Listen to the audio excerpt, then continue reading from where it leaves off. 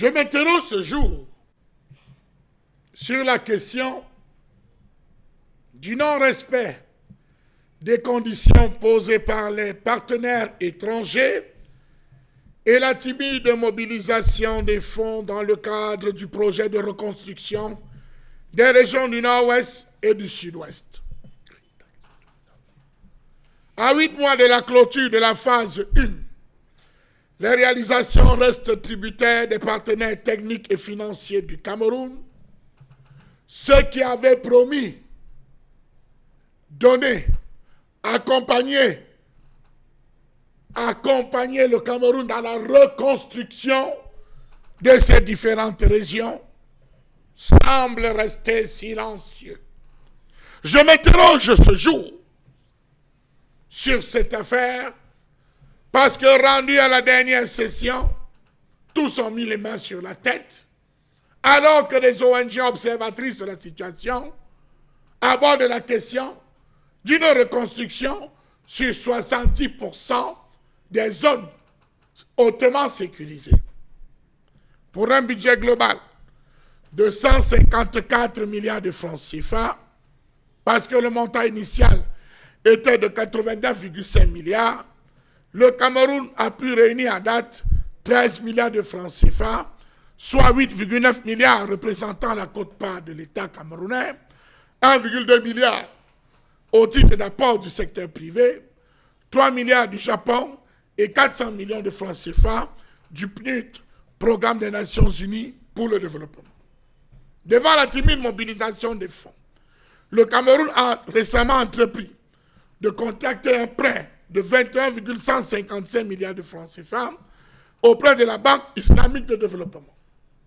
Comment comprendre qu'à 8 mois de la clôture de la phase 1 du plan présidentiel de reconstruction des régions du Nord-Ouest et du Sud-Ouest, rien ne semble bouger.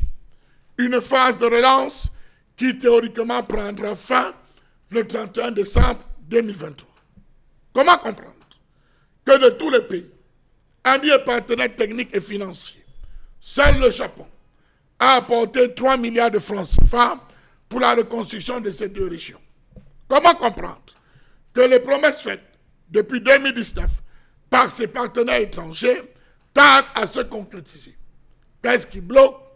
Le fait qu'ils ne croient pas en cette chimère de reconstruction ou alors le fait qu'ils ne voient pas la fumée blanche?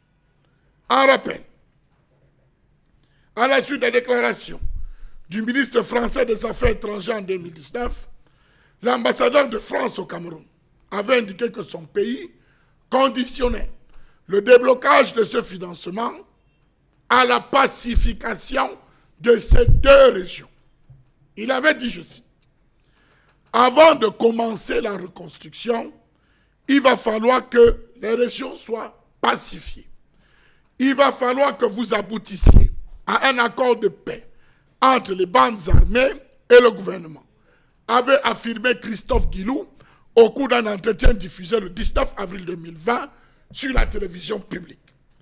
Pourtant, 2019 marque cette année-là où les deux régions anglophones du Cameroun avaient été reconnues dans un élément de paix comme zone économiquement sinistrée par un décret du président de la République, Paul Biya. Les autres partenaires tiennent inexplicablement le pas et se font toujours désirer malgré les relances du comité de reconstruction. Pour financer ces projets, le gouvernement camerounais avait pris en tâche avec plusieurs de ses partenaires, dont la France, les États-Unis, la Suisse, le PNUD, l'UNICEF, le HCR. C'est le cas de la France, qui avait promis 62 millions d'euros, soit 40,669 milliards de francs CFA il y a 4 ans.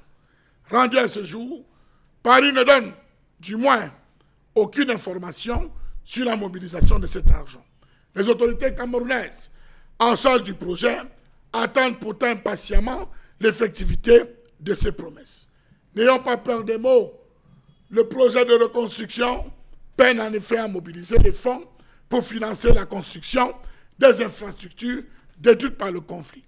Pendant les 10 prochaines années, nous avait-on annoncé Le gouvernement projetait notamment la réhabilitation de 350 écoles, 115 centres de santé, 40 ponts, 400 points d'eau, 500 km de lignes électriques, basse tension, 600 km de routes rurales, 45 marchés et 12 000 maisons, sans compter environ 25 000 hectares de plantations. Jusqu'à ce jour, on regarde, on observe et on attend impatiemment que les fonds soient collectés, mis à disposition. Qu'est-ce qui bloque? Lorsqu'on sait que juste à côté, il y a le Canada qui se propose depuis et rien ne bouge. Finalement, on les aura ces 150 milliards, on les aura cette reconstruction, ou alors, c'était juste, il faut le dire, une pirouette lancée, tournée, fabriquée, conçue pour obtenir les financements.